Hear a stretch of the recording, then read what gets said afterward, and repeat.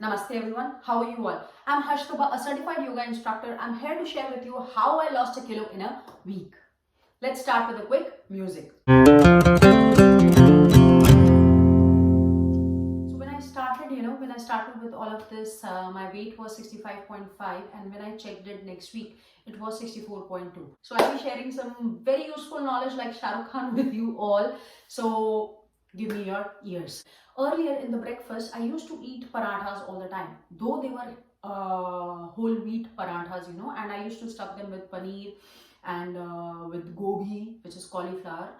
So I used to feel very happy. Okay, I'm doing the right thing. This is vegetable. This is vegetable. This is whole meal flour, and everything is going good. No, but my breakfast was missing protein, and I do yoga. Irrespective of I do yoga or not, my every meal should be inclusive of protein, and I was making that mistake. My diet was rich in carbohydrates, all right, and was rich in fats. It was lacking the protein content of it. So now what I have done is every meal, whatever I am eating throughout the day, I have included protein in it. And I am a vegetarian. Sometimes I have to put my extra brain, like what protein should I be adding to my meal. All right, so I have actually, excluded the parathas out of my diet for now. And if I am really dying to eat my parathas, I will always pair them up with a bowl of curd. And also they should be, like once a week or maximum twice a week. So I have swapped them with my healthier sandwiches.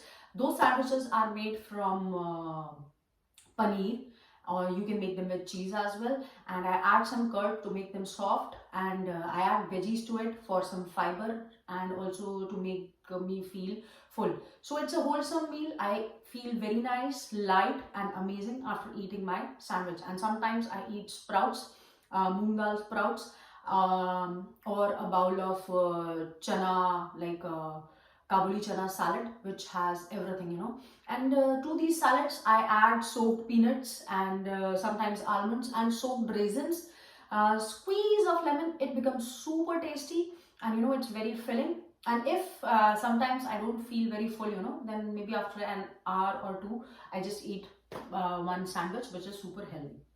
All right, so this is how I have corrected my breakfast. Now let's come to the lunch.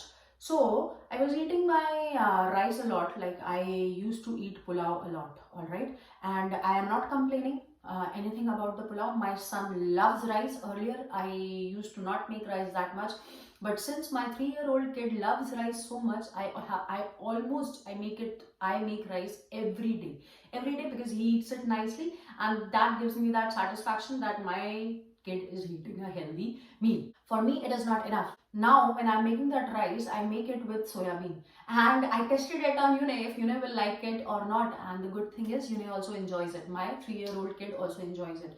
And to make sure that I'm having the right content of protein, I pair it with a bowl of curd. So curd is a very good source of calcium, protein, alright? So you can include that in your diet. Now, skipping on to the meal or in the evening, right? Most of the evenings I was having my tea. I'm not ignoring it completely, but sometimes I just switch them with healthy juices, and juices which contain spinach, peas, pumpkin seeds, chia seeds, all the things, which are good sources of high protein. Now let's come to the dinner. Not just with what does my dinner have, I make sure that it is an early dinner. And also, guys, your dinner should be very light. Right, earlier what I used to do was I used to eat sabji roti, dal roti, or whatever, as it was not a protein dense diet. I always used to feel hungry around 9:30 p.m. or 10 p.m. And and then going to bed immediately after that, I didn't used to get a good sleep. I used to feel very, very gassy. So it was definitely something which I was doing wrong. All right, so now what I'm trying to do is my last meal of the day is before 7 p.m. or 8 p.m. That is the max time what I'm trying to do. I'm making it a max that, okay, this is the last meal of the day. And after I have finished my dinner, I don't eat anything. That is it, period. Now, I'm giving a very good 12-hour gap for my gut reset, right? For my gut to heal, to relax and rejuvenate back. And guys, gut is called a second brain. So it's really important that we take good care of it. And how do you take good care of it? By giving it a good amount of rest. When you are sleeping, let your gut sleep as well. All right. So as when I am eating my dal, chawal or roti sabzi at the night, I make sure if my plate doesn't has enough protein, I add a bowl of curd to it, or whatever suits you. If you are eating a bowl of rice, maybe it is soya bean, and if you are a non-vegetarian, then whatever non-veg you like, that's good, because non-vegetarian food is high in protein. But make sure that your last meal of the day is a little bit light, so be conscious of what you are eating. Last meal is before 8 p.m. and the next morning when I eat my another meal, it will be after 8 p.m. 8 a.m. All right. So I'm giving that 12-hour window for my body, for my gut to relax, to rest, and to heal. It is just like, that if you don't get a good night's sleep, then next day you don't feel fresh, right? So since my gut is getting that good amount of rest, my energy levels has rise, and I'm feeling more happier, as I told you in the beginning, like Saif Ali Khan or Preeti Zinta of Kal Ho Na Ho. Also, major point is don't eat sweets after 4 p.m. So I have also made this change into my lifestyle. You should try that too.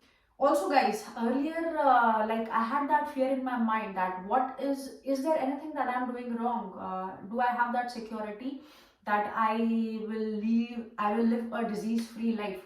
Now I feel that thing, that since I'm giving that window for my gut to repair, I feel that I can live a healthier and happier life.